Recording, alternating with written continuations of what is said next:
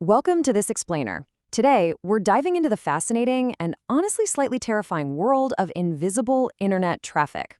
We're going to be strictly following the guidelines and insights straight from RFC 7123 to understand exactly how network administrators identify and block unwanted IPv6 traffic on their networks. So if you've ever wondered how modern networks keep out traffic they just aren't configured to handle, you are absolutely in the right place. Let's get into it. I want you to ask yourself this question right off the bat. Is your IPv4 only enterprise network really IPv4 only? Because the reality is, most modern operating systems have native IPv6 enabled by default. You might think you're running a strictly IPv4 only environment, but that actually means your digital fortress might be full of hidden, completely unmonitored traffic. Okay, here's our quick roadmap for today's explainer. 1. The invisible network threat. 2. Security risks in disguise. 3. Filtering native IPv6 traffic. 4. Plugging the secret tunnels. And 5. The DNS filtering trick. Let's jump right into Section 1, the invisible network threat, and why default settings can compromise enterprise networks. The core issue we're dealing with here is basically a tale of two systems. On the one hand, your standard IPv4 security controls are likely totally locked down, they're constantly monitored by network intrusion detection systems, or NIDS, and strictly enforced by firewalls. But then, on the other hand, you have the IPv6 defaults. Because operating systems enable IPv6 automatically, this traffic is often just completely unmonitored. It easily bypasses your standard security policies, and it can even lead to really dangerous VPN traffic leaks. Essentially, your security guards are perfectly trained to check IPv4 IDs while completely ignoring the unmonitored IPv6 traffic that is slipping right past them. Moving on to Section 2, Security Risks in Disguise. We'll look at how local and remote attackers actually leverage this IPv6 traffic.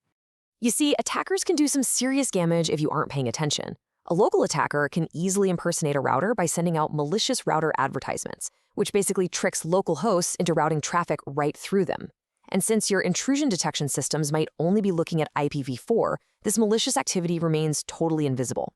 Plus, dual-stack hosts, meaning machines running both IPv4 and IPv6 at the same time, can accidentally leak highly sensitive VPN traffic. And perhaps the most concerning part? Certain IPv6 mechanisms are specifically designed to traverse NAT boundaries. That means an external attacker could initiate a connection directly to an internal host, completely bypassing your perimeter defenses. Which brings us to Section 3, filtering native IPv6 traffic. This is all about locking the front door at Layer 2. So to stop native IPv6 right at the switch level, meaning the data link layer, the fundamental rule is to filter out any Ethernet frame that carries the specific protocol type 0x860D.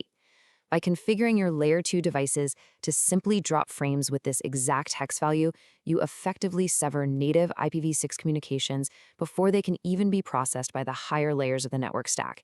It's a blunt instrument, sure, but it is highly effective. But, there's always a catch, right? Dropping that traffic globally at Layer 2 is not without consequences. It can create major headaches by breaking local services that rely on link local addressing, like multicast DNS or MDNS. These are the protocols frequently used for local device discovery, like finding a wireless printer on your network. So network admins have to debug this very carefully and be fully aware that applying this filter might break local network functionality that users actually rely on every day. Okay, Section 4, plugging the secret tunnels. We're going to look at stopping automated transition mechanisms. If native IPv6 is the front door, these transition mechanisms are literally the secret tunnels dug under your castle walls. Let's define what we're up against here. Automatic tunneling mechanisms are these ingenious but really dangerous protocols designed to encapsulate or wrap IPv6 traffic right inside standard IPv4 packets. Technologies like Teredo, ISATTAP, and 6to4 do this automatically to traverse networks. This means a host can establish an outbound connection that looks exactly like normal IPv4 traffic to a standard firewall. It's essentially disguising the traffic to sneak past your perimeter without requiring any prior consent from a network administrator. And if you're a network admin dealing with these unauthorized tunnels, there is one specific number that acts as your absolute silver bullet. 41. Why 41? Well, when IPv6 is encapsulated inside IPv4, the IPv4 packet header contains a protocol field that tells the system what is inside the payload. For the vast majority of these automatic tunnels, that protocol number is set to 41. So by simply configuring your firewalls to drop any incoming or outgoing IPv4 packet with the protocol field set to 41, you instantly plug 5 major tunneling mechanisms. With just a single rule, you neutralize 6 and 4, 6 over 4, 6T4, 6 to 4, and ISATAP. It is an incredibly efficient fix. But what about protocols that don't just rely on Protocol 41? Let's take a look at how stealthy and persistent Windows hosts are by default.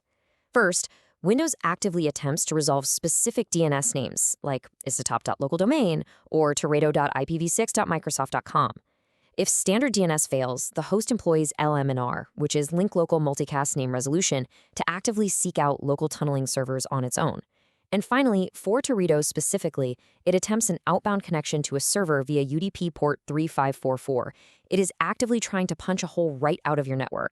Because Teredo is specifically designed to punch through NAT devices by using standard UDP rather than Protocol 41, it obviously requires a different approach. Admins have to manually configure their perimeter firewalls to block outgoing traffic headed for UDP port 3544. By stopping this initial outbound packet, you prevent the Teredo client on the local machine from ever reaching the external Teredo server. You're completely stopping the initialization process dead in its tracks. And for the less common, but still super risky tunnel brokers out there like TSP and AIEA, admins just need to extend their block lists a bit. TSP utilizes port 3653 for both TCP and UDP. AIEA, which, fun fact, stands for anything and anything, uses port 5072. Blocking these specific destination ports is a totally necessary step to ensure you aren't leaving alternative backdoors wide open for this encapsulated traffic. All right, final technical section. Section 5. The DNS filtering trick and stopping the happy eyeballs timeout. Here's the problem we run into. Because modern operating systems actually prefer IPv6, if they think they have an IPv6 address, even a broken, tunneled one, they're going to try to use it first. If you've blocked the traffic at the firewall, the host's connection is just going to hang, causing super annoying connection timeouts for the user. To prevent this, admins use a clever DNS filtering trick. They configure local DNS servers to filter out IPv6 AAA records, returning a response of rcode 0 nowhere. This essentially tricks the internal computers into thinking the destination only has an IPv4A record, forcing the computer to use IPv4 instantly without any frustrating timeout delays. However, and this is a massive caveat here, altering or stripping those AAA DNS records in transit will fundamentally break DNSSEC validation. DNSSEC relies heavily on cryptographic signatures to prove that DNS responses haven't been tampered with. Because you are actively tampering with the response to hide the IPv6 records, any client enforcing DNSSEC will see the response as invalid and just drop it. So this is a really significant trade-off that network administrators must carefully weigh. So the real best practice here, if you're going to drop traffic, you should do it gracefully. To keep the network running smoothly and avoid those application timeouts we just talked about, admins shouldn't just silently drop packets into a black hole. RFC 7123 actually recommends actively sending an error message back, something like an ICMPv6 unreachable error or a TCP reset segment. This explicit signal tells the host software immediately that the connection is blocked, which allows the application to quickly adjust and just fall back to IPv4 on its own. All right, to pull this all together, here is your master cheat sheet. It's derived straight from Appendix A of the RFC, and it maps exactly which rule neutralizes which invisible threat. You have your Layer 2 block for native IPv6 at the top, the Magic Protocol 41 rule that kills 5 different tunnel types in one fell swoop, and the specific UDP and TCP port blocks for Teredo, TSP, and AUAI.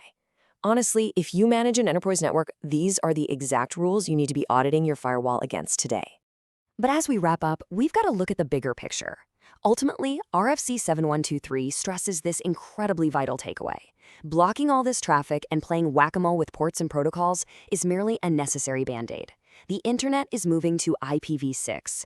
The only permanent, robust cure to these security implications is to actually deploy proper, natively monitored, and strictly secured IPv6 across your entire enterprise infrastructure. So having seen just how easily IPv6 and its automated transition tunnels can slip right past standard IPv4 defenses, it leaves us with one final provocative thought. If operating systems are quietly tunneling traffic out of your network right now without you even knowing it, what other hidden protocols might be lurking, totally unmonitored, on your network right now? Thank you so much for joining me on this explainer, and stay curious.